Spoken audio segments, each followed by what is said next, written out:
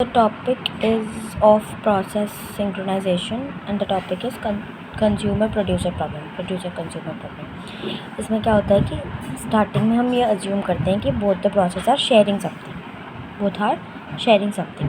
Producer क्या करता है, अब कुछ प्रोड्यूसर आइटम प्रोड्यूस करता है और स्टोर करता है बफर में, और उसी बफर से कंज्यूमर आइटम उठाता है और अपने प्रोसेस यूज़ करने के लिए, काम करने के लिए यूज़ करता है. यहाँ पे एक वेरिएबल है काउंटर, जो एक ग्लोबल वेरिएबल है, और दोनों इस वेरिएबल को स्टोर करते हैं. और जो काउंटर है वो बताते हैं कि how many items are there in the buffer. ठीक है, तो पहले देखते हैं कि प्रोड्यूसर का कोड क्या कहते हैं.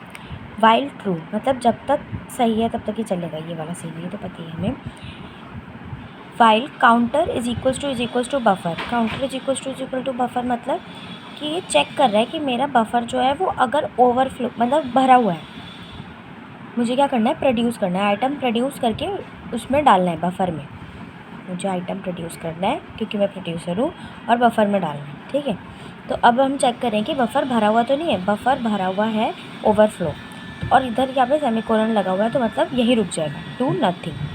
ठीक है, इसमें दो वेरिएबल होते हैं, एक buffer in and buffer out. Buffer in जो इन होता है और एक आउट होता है. ठीक है, इन क्या करता है, इन प्रोड्यूसर के लिए होता है, इन बफर के अंदर डालते हैं आइटम को, और कंज्यूमर में जो आउट होता है वो निकालने के लिए हेल्प करता है. जो कंज्यूमर देखेंगे तो बताते हैं. इन जो है वो चेक कर रहा है कि next empty space in the buffer for item. Buffer एक कुछ ऐसा बफर होता है, ऐसे. ठीक है, बफर रख दो, और उसके अंदर जो नेक्स्ट एम्प्टी प्लेस है वो सर्च करता है, ये इन वाला. ठीक है, उसको मैंने नेक्स्ट आइटम डाल दिया. ये माइनस नहीं है, ये अंडरस्कोर है. ठीक है, नेक्स्ट जो भी मेरा नेक्स्ट आइटम है जो मुझे डालना है वो मैंने इसके इक्वल कर दिया, मतलब इसके अंदर स्टोर कर दिया. अब इनिशियली मेरी इन की वैल्यू थी 0. ठीक है, अब कैसे, अब मैंने एक आइटम इसमें स्टोर कर दिया, तो मुझे इधर आना है. मतलब एक आइटम मैंने इधर स्टोर कर दिया तो मुझे इधर आना है ना. तो इधर आने के लिए मुझे इंक्रीमेंट करना पड़ेगा इनकी वैल्यू.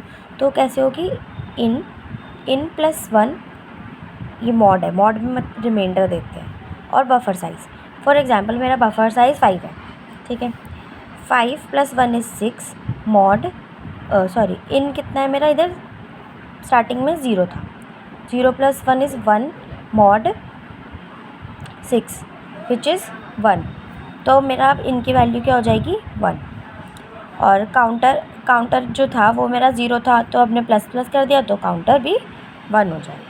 समझ आ गया, और हमारी वैल्यूज हो जाएगी. तो फिर हम नेक्स्ट पोजीशन पे आ जाएंगे. फिर लूप कंटिन्यू होगा, फिर चेक करेगा कि फुल है कि नहीं, फिर फिर आइटम नया जो आइटम है वो डाल देगा, फिर इंक्रीमेंट कर देगा, और चलता रहेगा ऐसे जब तक फुल हो जाता है. अब कंज्यूमर क्या कर रहे हैं, जो बफर में स्टोर है उस बफर से उठा रहे हैं, तो ये भी तब तक चलेगा जब तक ट्रू है. काउंटर इज इक्वल्स टू 0 मतलब कि क्या मेरा बफर एम्प्टी है.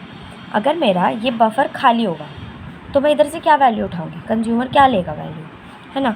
तो वो क्या करेगा, डू नथिंग. फिर नेक्स्ट कंज्यूम मतलब मेरा जो मुझे आइटम उठाना है वो is equals to buffer out.